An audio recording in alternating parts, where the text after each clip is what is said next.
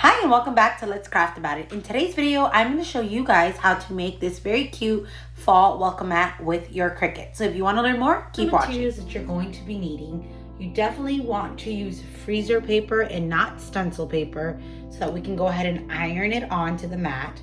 Then we're going to be using, you could either use this Rust-Oleum Leak Seal spray paint or Flex Seal. I prefer Flex Seal, I just ran out of it, so I'm going to my backup. Then I'm going to be adding an orange pumpkin, so I'm just using some paint, a little dabbing sponge paintbrush, your X-Acto knife, a 12 by 24 Cricut mat, your welcome mat.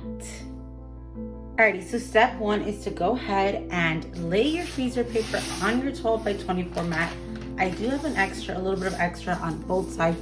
So we're just gonna go in with our X-Acto knife, and then you're just gonna simply trim it down.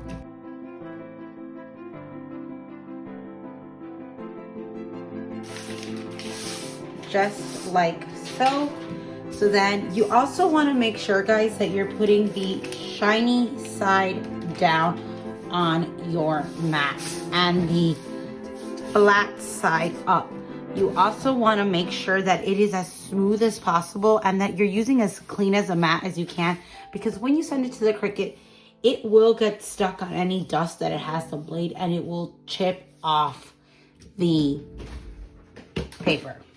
All right, so I'm going to show you guys on my iPad what I'm going to do. So we're just going to hit continue. And then we're going to go ahead and select parchment paper. If you don't have it, I have it as a favorite. You can go to all materials and then just type in, par. And then parchment paper will pop up, so you can go ahead and click it. And then we're just gonna put it to cut.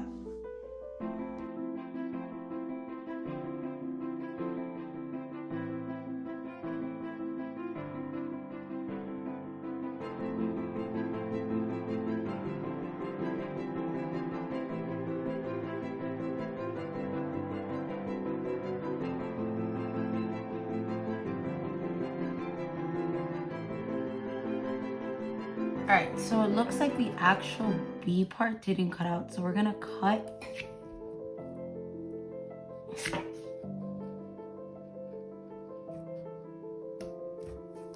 And then you just simply pull it back. And there you go. So no need to redo it, you could just cut around it just like so. So then we just go ahead and we can continue pulling back the extra letters.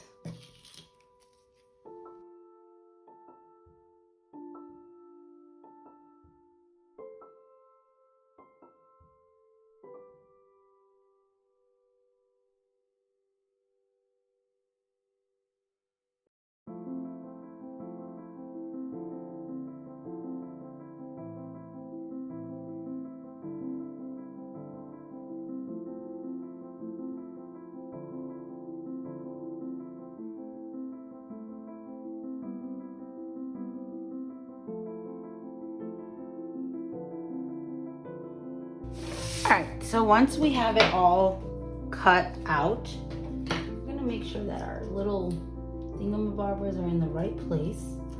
So now we have the stencil for our thing. You can normally either use press and seal. I don't know why, but press and seal is sold out pretty much everywhere. So I have this very medium tacked transfer tape. This is the first time I'm doing this. I am trying this live with you guys to see if it works. And if it does, well, that's pretty cool. So all I'm gonna do is simply just place it right across.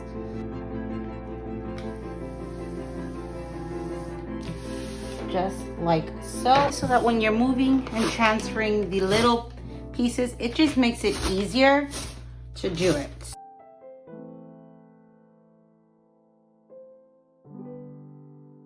We're gonna go ahead and scrape it.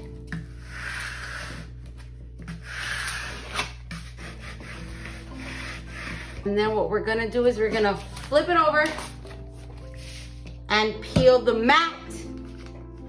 Sorry for yelling. Peel the mat away from the product, and you wanna do it slowly.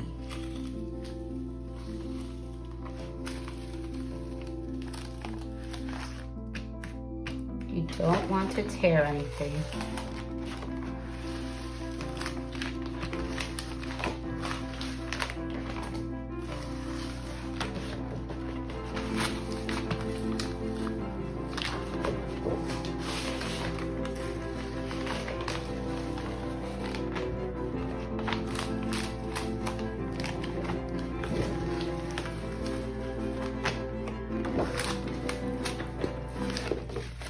As you get to the end, really, much as you want to rip it off, just take your time. Now we have our beautiful stencil. So we're just gonna go ahead and grab our mat. All right, so I went ahead and grabbed my mat. I forgot to say this, but you do need some like painter's tape or some type of tape to tape off the edges so that you won't spray it with spray paint. Then you do need some measuring tape just to make sure that it is centered. So you're gonna go ahead and grab this and start to place it wherever you think is center. Have your iron plugged in and put it to your hottest setting, which normally if you're using a house iron, I'm pretty sure it's either linen or cotton, one of the two. Just measure the sides. Should be 3 here, good. And then it's a little over 3, that's fine. So you're gonna start off by taking your painter's tape and you're just going to put 1 strip at the tip to hold it down. So.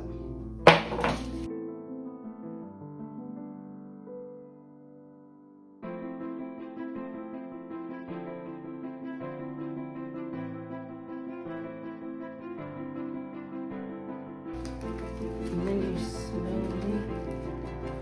slowly gonna start peeling back.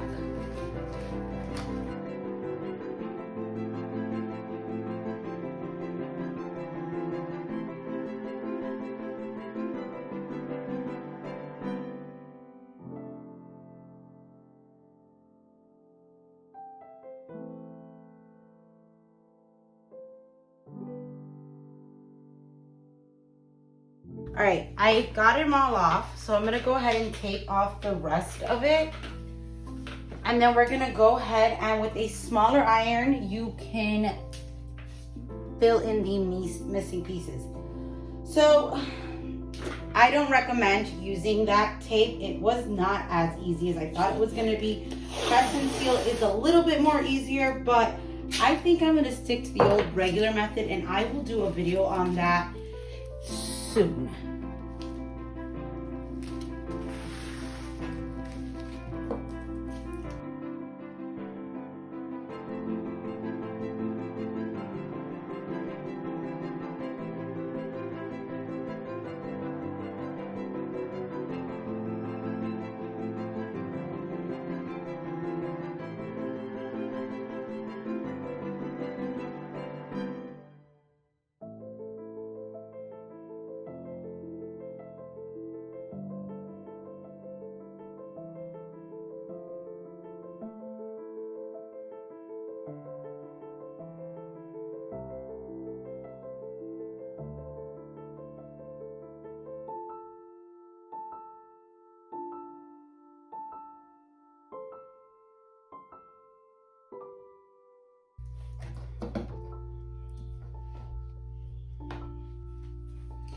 Once you have everything in place, you just take your spray paint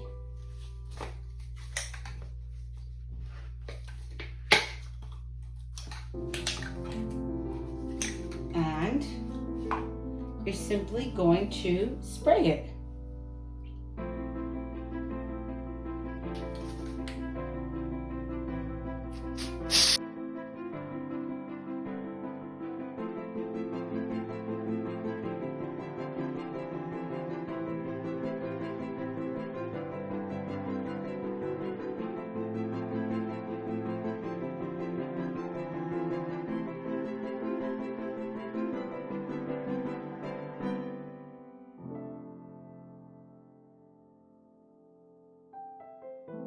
All right, so I can't wait, I'm impatient. So you're gonna slowly just lift up and don't let anything fall.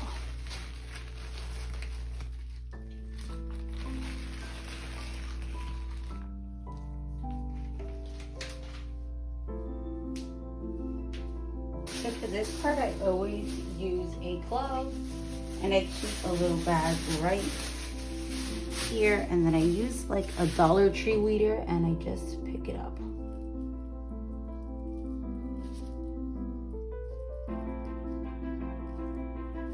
This is exactly why I use a glove.